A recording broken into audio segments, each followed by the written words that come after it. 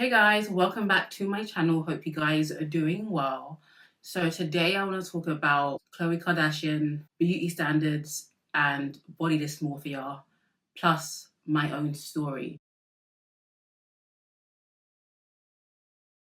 And so if you guys are affected by anything you hear in this video, or you suspect that you may have body dysmorphia, or if you suffer from any kind of mental health issue or eating disorder or whatever it may be, it's so important that we destroy that taboo. So if you are struggling with your mental health or you are looking for a therapist, I highly recommend BetterHelp to you, who are the sponsor of today's video. BetterHelp offers access to licensed, trained and board accredited therapists who will be able to help you with your needs. They will help to assess your needs and match you with the best therapist for you. BetterHelp have over 3,000 licensed therapists, and at any time, if you want to change your therapist, you can. The service is available to clients worldwide, so you don't have to be in one place to have access to BetterHelp. BetterHelp is so much more affordable than traditional counseling. If you're struggling and you need a therapist and you can't afford one, I highly recommend you check out BetterHelp. The best thing about it is you can log into your account and have access to your therapist or your counselor at any time. You can also do FaceTime calls with them, whatever feels more comfortable to you. And this is therapy that you are in control of. And BetterHelp want all of us to start living our most happiest, best, mentally healthy lifestyles. So after you've watched this video and you think that you are struggling with body dysmorphia, I highly recommend you guys check out BetterHelp and book your appointment with your therapist today. Therapy should not be a taboo anymore, especially in the Black community. So if you visit betterhelp.com, that's BetterHelp, HELP/BreenyLee, you'll get 10% off of your first month on BetterHelp. So make sure you guys check out the link in my description box. But let's get straight back into the video. When I thought of the idea to make this video, I was solely going to talk about Khloe Kardashian and beauty standards. And as my week has progressed and I've had moments to sit with myself, I thought that this was the right time to make this video. So for those of you who don't know, Khloe Kardashian is part of a famous family, the Kardashians, and recently she made the headlines because someone in her family posted a unedited photo of her, basically a normal photo, but she didn't have control over it. So that photo started going out, and so she hurried to try and get those photos removed from the internet. When I actually looked at the photo, I didn't see anything wrong with it. I saw what I would see if I watched an episode of the Kardashians. And so she took to Instagram and she made this post. I'm not sure if I'm going to read it or I'm going to put the screenshots on the screen and you guys can pause to read it because it is pretty long. So here it is.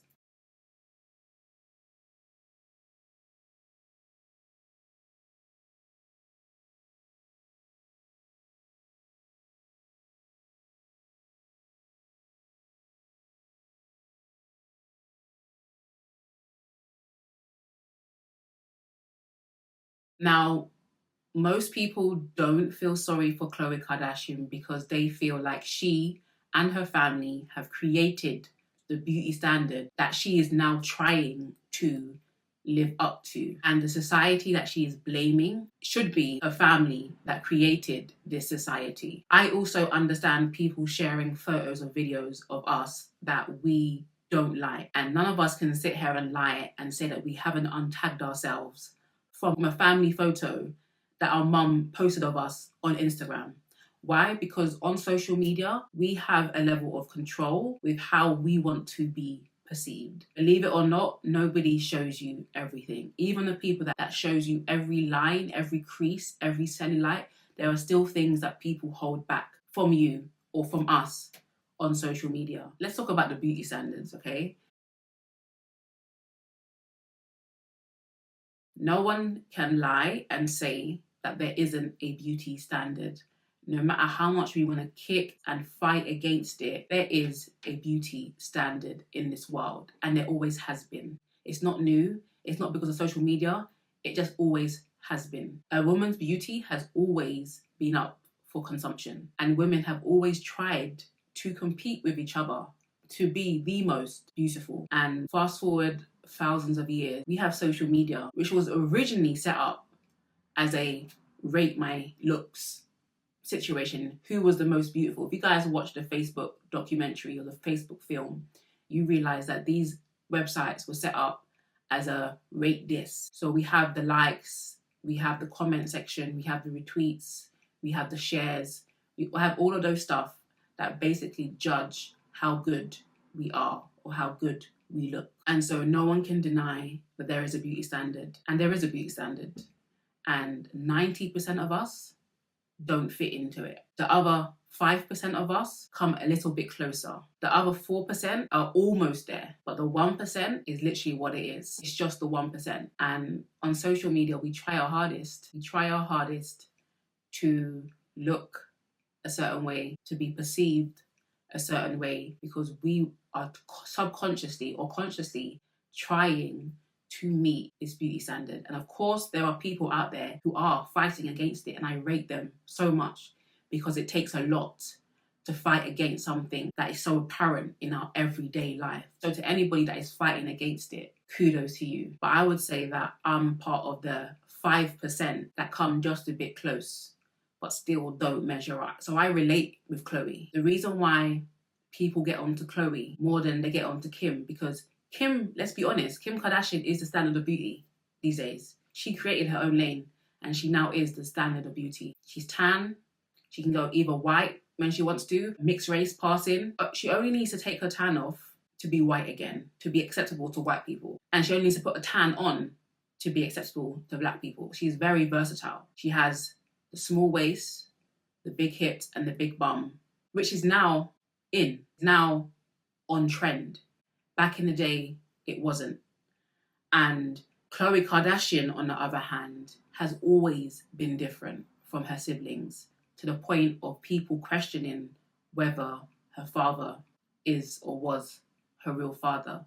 She came out with brown, blondish hair, different colour eyes, and very pale skin.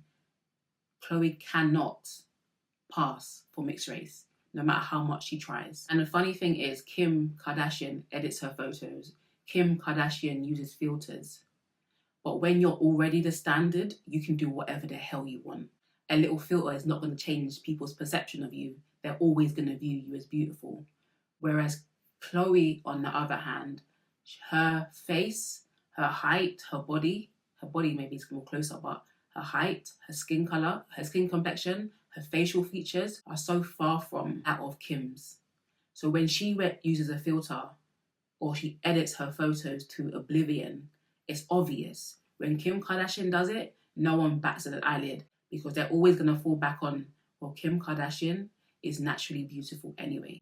Unfortunately, Khloe Kardashian does not have the privilege of saying she was always beautiful.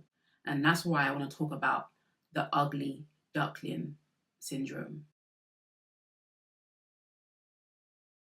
Most people can relate, some people cannot relate at all. But I'm a person that can relate with the ugly duckling syndrome. This is a picture of me when I was, I don't even know, 11, 12, maybe 13, I don't know, maybe 13. So my uncle sent me these photos last year, and I had not seen myself like that in a very long time. And when I saw it, and when I thought that he may actually show my partner, I was mortified, because I've spent my life trying to run away from that image. I've tried everything not to look like that ever again. And thank God these images aren't online or spread around the internet or made side-by-side photos like they do with Khloe Kardashian's images. You're only seeing this first time, and I hope to God that these images stay here, but I now have no control over it. But at least I had the control to be able to put this photo out by myself, just to help you guys to understand where I'm coming from. At that age, I was bullied, not necessarily by people at school, but people in my own household. And my sisters hate when I tell this story, but I have to tell it how it is. My sisters would call me Blick, which if you know and you're in the UK and you're familiar with that term, Blick basically means burnt, right? You look burnt. I would be called tree trunk leg. Like, for me to remember those words that were said so far in the past, like tree trunk leg, I don't have a good memory, but for some reason, those words have been etched in my soul. And it was said by the people that I looked up to. They were my mirror. They were my reference. They was my point of reference. So if my siblings are saying it, what are other people saying? And up to now, I still don't have an apology. I don't have an apology from my sisters. And they will deny how much hurt and pain they caused me. Because when you're younger, they say, sticks and stones will break your bones, but words will never hurt you. And it's such a lie, because words are seeds. And those seeds, they grow. And they keep on growing and growing and growing. And even when you think that you're past it, even when you've got to an image that to the world may be closer to the beauty standard, you still feel like that ugly duckling, that ugly person that you was told that you was. And I talk about this before, and I'm not blaming anybody, but my mum never affirmed me either. My mum never called me names, thank God, but she never affirmed me either. So the only words and identity I was left with was the names that my sisters would call me, those who I actually looked up to. And so I remember being around that age, and I don't know why my mum or my aunt would say, oh, it's just puppy fat, it's just puppy fat. They'd always say that to me, it's just puppy fat, it will go, it will go. And it was never me asking anybody about my weight or what I look like or whatever. I was always being told that there was something wrong. But thankfully for my mum and my auntie, they would always say, oh, it's just puppy fat, it will go. That's what I remember. And then when I got to around 14, 15, somehow I just changed. My body changed, my face got less round, started to see some cheekbones and some jaw lines, and my body I got taller, so I evened out a bit more. But then I also remember, like, I've been wanting to lose weight for a very long time, probably since 16, and that's going on 14 years of not being happy. So this is an image of me in the gym showing you guys that this is what I want to lose. I think this photo was in 2014, 2015, I'm not sure, but that was me taking my before pictures. One thing about me is that growing up, no matter how slim I was, I've always had a stomach, a belly that I just want to go. Like, I just want it to go. And that had always been my main insecurity when it came to my body. No matter how skinny I was, no matter how slim I got down to, my belly would remain. I remember when I was younger, going out, I used to suck my stomach in all the time. Now I do it automatically. I sucked my stomach in so much that it caused me breathing issues. It caused me anxiety, because you're supposed to breathe in deeply and breathe out deeply. When you're constantly sucking your stomach in, you're blocking the air. So I feel like that has also added to my anxiety. I've always been self-conscious, conscious. I've always been self-conscious. And as I've grown up and I've gone on my self-love journey, it has got better. I will agree that it's got better, but I've always been very self-conscious. So this is what I want to talk about. This is me coming clean. In 2018, I was in a very weird space. I had just got off of the high of my 2017 soul surgery videos where I shaved my hair and I stopped wearing makeup. This may come as a surprise to some people, but of recently, a few months to about a year, I have just been feeling really, really ugly, like really ugly with myself. And it got to a point where if I could have bought a new face, I literally would have. I was contemplating it. And I was just in this constant state of like depression, sadness, and just feeling low. Where did this come from? Like, And who told you you were ugly? Because I don't exist to be beautiful. I'm more than that. And I feel like I've constantly had to prove to myself that I'm more than my looks. And to be honest, looking back, soul surgery should have been a personal issue. I should never have shared it. But that's just me always wanting to help. That's just me like, oh, if I'm going through this, let me share. And I feel like I have been guilty of oversharing and not keeping anything for myself. Soul surgery should have been a personal journey that I went on. But in saying that, because I had to formulate it into series, I had to cut the series short. And that's what you'll see on my last video. I wasn't financially up to be like, I'm not doing hair reviews anymore. And hair reviews is where I got most of my income at the time. And so I wasn't in a position to say, oh, I'm just not going, I'm going to turn down all hair review videos because I'm doing soul surgery. So ultimately, even though I think I'd only just peaked at understanding my own issues and my own personal self-love journey. And I did share that with you guys, and so many of you guys was blessed. And I thank God for that. I thank God that my struggles and my areas of weaknesses have been able to help you guys in your areas of weaknesses. But just because I talk about certain things doesn't mean I am free from them. I may be a lot further than some people that I'm speaking to, but it doesn't mean that I'm perfect. I always talk about self-love as a journey and not a destination. And I may be further ahead, but I'm not perfect. So in 2018, off the back of my 2017 soul surgery series and that coming to an end because I had to go back and start making money off doing hair review videos, which was a very juxtaposition. It was very awkward. But off the back of that, in 2018, I'd gone through a situation, and which I'll talk about in soon. And to be honest, I lost myself. I lost myself in 2018.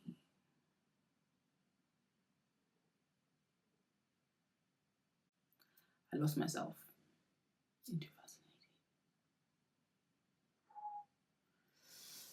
I lost myself in 2018. And in a split decision, it was probably like a week.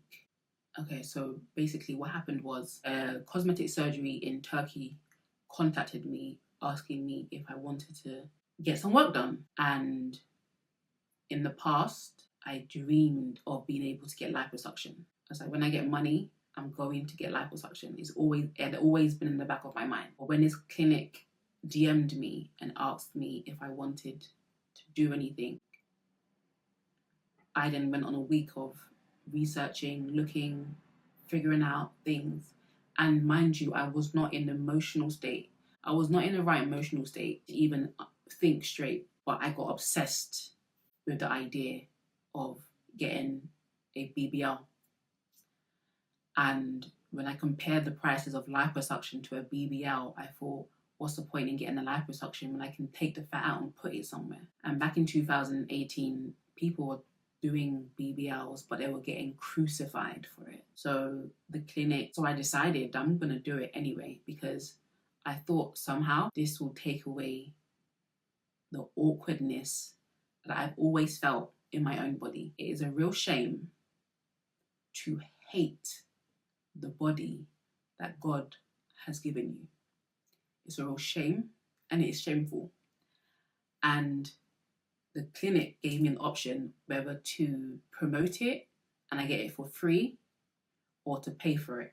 And because I wasn't going to be that person that sat on YouTube saying, follow me on my BBL surgery, and I'm not knocking anybody that does that, but that's not me and that's not my brand at all. So I thought, I'm going to pay for it myself and nobody has to know about it. It's my personal business and I'm entitled to my own personal business. And so after research, after talking to the clinic, I told my mum about it, and my mum thought I was nuts. My mum thought I was crazy. I was like, what are you talking about? And at that time, I'd already done my research, made up in my mind, headstrong. I'm doing this. I don't care. I need to be happy. So a month after my birthday in 2018, and convincing my mum that my mum's going to support me regardless, and that's why I love her. She decided that she's going to go to Turkey with me, and we're going to do the surgery.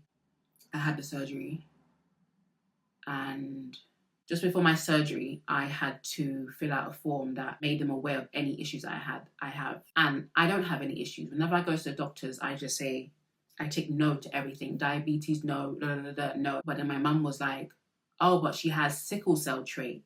And we're in Turkey.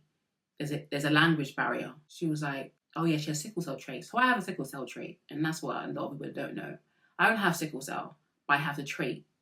So if I was to get into a relationship with someone that had the trait of sickle cell, there's a 25% chance that my child could have sickle cell disease. So I have a trait, but it doesn't affect me at all in life. But my mum thought it was her duty to tell him. I don't know, maybe she saved my life. I don't know. But I was so angry with her because he said to me, we won't be able to keep you under for too long. So we're not going to be able to take out as much fat from your stomach as we would like to. And I swear on everything, my surgery was not about having a big bum. It was about getting rid of that fat stomach. Like no matter how much I did in the gym, my stomach would not be flat. It was to get rid of that obsession. I just wanted a flat stomach. I've tried the gym, spent a lifetime in the gym to no avail. So when he told me that I wouldn't be able to take out as much, I was livid and I was angry at my mum. I shouted at her. She was upset. I didn't realize that she was upset until she told me later. I went down to surgery, came back up. Thank God I was alive, because a BBL is the most dangerous, life-threatening surgery out there, period. I was alive. As the days went by and I kept looking in the mirror, my stomach was still big. I thought I was going to come out of surgery with a washboard, flat. My stomach was still big. I had a little bit of extra hips though. Yeah, I did. My bum, nothing. Unnoticeable. So the doctor was good at creating shape, but not of creating volume. I didn't have a bigger bum. I didn't have a flat stomach. So I was disappointed for months and months and months and months.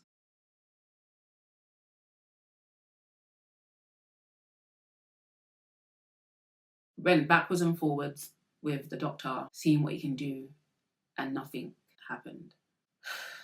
And most people who have BDD, body dysmorphia, they do go and get surgery. And what happens? They're not happy. One of the things that we find, a lot of people with BDD actually don't head for mental health treatment. They instead head for treatment with dermatologists, plastic surgeons, and so forth. And interestingly enough, that actually may increase some of their risk for suicide, because they go ahead and get plastic surgery or exhaust dermatological treatments and so forth, and are not satisfied with the results and end up very hopeless. And hopelessness is a predictor for suicidality. And I was not happy still. So I thought to myself, I'm going to work the rest off in the gym. And that's when I started working with my personal trainer. And 2019, when I look back now, in 2020, that was my dream body. But even at the time, I wasn't happy.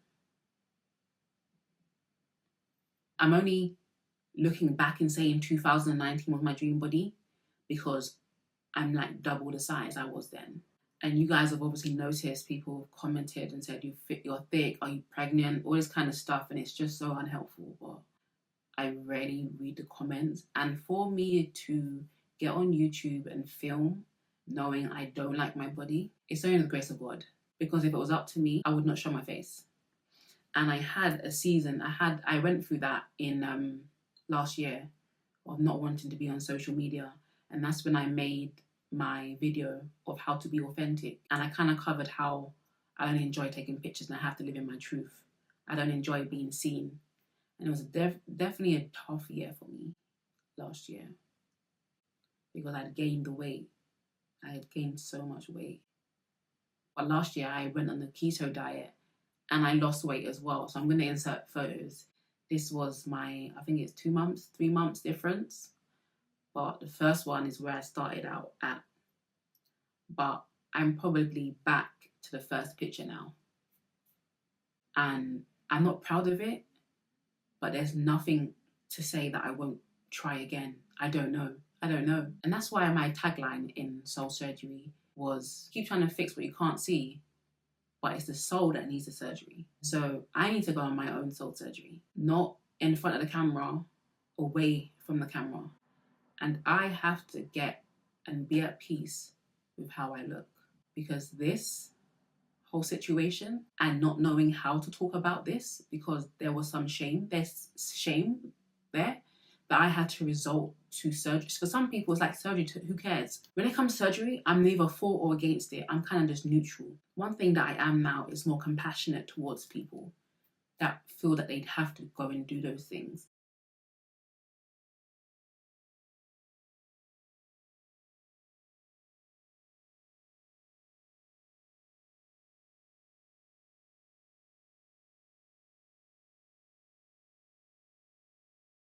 I just wish that I would extend some of that compassion I have for other people to myself. I'm so hard on myself. I'm so hard on myself. And I thought I got better. I don't think I necessarily got better. I just found a way to mask it. As in, okay, I'm going to work on myself. I'm going to work on myself, and I'm going to work on myself to death. Because at least that way, I know that I'm in control of this. And if anything fails or goes wrong, it's my fault. And I can live with that. If it's my fault, I know I have the power to change it. So a lot of BDD and people with body dysmorphia, I believe, is about control. Most people have control issues. And control may come out in different ways. It may come out in excessive spending, excessive shopping, excessive accumulating money because you don't want to be poor anymore, or compulsively eating food. All of this is to combat this fear of being out of control. And the thing about body dysmorphia is that people with BDD have a warped view of themselves. So yes, right now I'm bigger than I was, but I'm not huge. But in my mind, I'm a whale. In my mind, my body is messed up. Right now, my body disgusts me. And if you guys have seen my bedroom, there's mirrors everywhere. And people that suffer with BDD often don't like looking in the mirror, or an obsessiveness with looking in the mirror. And mine is both. When I'm looking at myself naked, hate it, disgusts me. I'm disgusted with my body. But then I'm also obsessed with the mirror. When I go out, I'm looking at myself, I'm checking myself, because now I'm disgusted with myself. I'm trying to not make people feel disgusted with myself as well. So I'll wear my waist trainers. I'll take my pictures from certain angles. I will face tune a little bit just to disguise the body that I hate. And that's just my truth. I have body dysmorphia, and being on social media does not help me. If somebody was an alcoholic, you wouldn't put them to work in a bar. You just wouldn't. People like me, who their job is to be online, what can you do? If I don't work, I don't eat. If I don't work, I don't get paid. So it's a catch-22 situation. But I'm making this video to sympathize and to empathize with Khloe. I don't find joy of people saying, oh, what face have you got today? Oh, Khloe's always changing. Khloe edits her photo. You'll be surprised at the people that do edit their photo. But because they're closer to the beauty standard, you would never actually realize that they do. And I know the right answer to this. And if I was to sit with Khloe Kardashian, I would tell her this. But why can't I accept that reality for myself too? Why can't I just accept myself and the body that I have right now? Why can't I just love the body that I have now without trying to change it? And it is just a fear of not being perfect. And when you've grown up with being bullied, doesn't matter who it is, the fastest way that you combat that, the way that some people get over that, is perfectionism. Because perfectionism is your need to be above judgment. So when I got to an age where I was able to control my image, my mum wasn't doing my hair anymore, my mum wasn't putting Vaseline in my hair anymore, I was finding ways to add on extensions, make myself look the way that I wanted to be perceived. For so long, I've been trying to look like anyone but myself. And I will say this year, when it comes to my face, getting better, more comfortable to go on camera without makeup, getting better. Maybe it's because I got eye filler. Maybe it's because I got nose filler. Maybe it's because my makeup is better. I don't know. But my face is slowly becoming less of a problem, even though when I look at my videos and I see my nostrils, I'm like, it doesn't help that I put my camera so low that you can see all my nostrils. So my next thing that I was complaining to my partner about was, I want to that gets small nostrils. I want to change my nose. I want to get small nostrils. I mean, I'm saying those things to him. He's just seeing red flags. He takes it as, oh, it's another thing that you're changing. So this whole situation, this whole body dysmorphia, this whole surgery situation has potentially cost me my relationship. And if that's it, then so be it. So be it. And so I've been online since I was 12 years old, like online without a break since 12 years old. I don't know what I'm going to do. I don't have, this is an anticlimax. I don't have any uplifting message. If anything, I need uplifting right now. But I've been online since 12 years old. And like I said, you wouldn't put an alcoholic in a bar. So by the time you guys see this video, my Instagram will probably be deactivated until further notice. And I'm willing to lose money in order to get my mind right. I don't have anything to prove to anybody. This is my life. I have to wake up to me every single day. Nobody else. But I'm making this video to come clean. I don't want to have anything that I'm hiding. Because to me, it wasn't a hiding situation. But I apologize to anybody that I've disappointed with this information. I apologize to anyone that has felt or looked up to me as body goals or standard. Meanwhile, I was hating the very body that I'm in. That because my job causes me to have to take pictures and be on camera, I've had to make do. I've had to nip and tuck and Facetune to make myself feel better. But I promise you, when I'm taking those pictures, especially recently, I feel uncomfortable. But what do you do when this is the way that you make money? What do you do? I don't know. I may still be on YouTube, but for now, I need soul surgery. So when I'll be back, I don't know. I don't know. But one thing that I've learned, especially this year, is don't judge anyone. And the people that judge the most are the people that judge themselves the most. And so when I look at myself, when I have looked at myself in the past, when I look at my body, I see everything that is wrong. When I look at myself, I don't look for what is right. I look for what's wrong. And that is wrong. But this is my journey. Still on a self-love journey. This is me bearing my heart and my soul to you guys, to people that don't even give a monkeys about me as well. But this is for those who do care about me. And this has been my journey, and I'm not perfect. No matter how much I try to be, I'm not perfect. And I hope that I've never tried to bring across a perfect image of myself, especially not on YouTube. I don't think I have. But if I have, or if you've ever thought that, wow, she's perfect, whether that's appearance, whether that's life in my lifestyle, I'm not. I'm just like you. And sometimes your therapist needs therapy. So if you see another video on YouTube, you see it. If you don't, you don't. But I'm not going to let this control me anymore. And so that's why I had to come clean.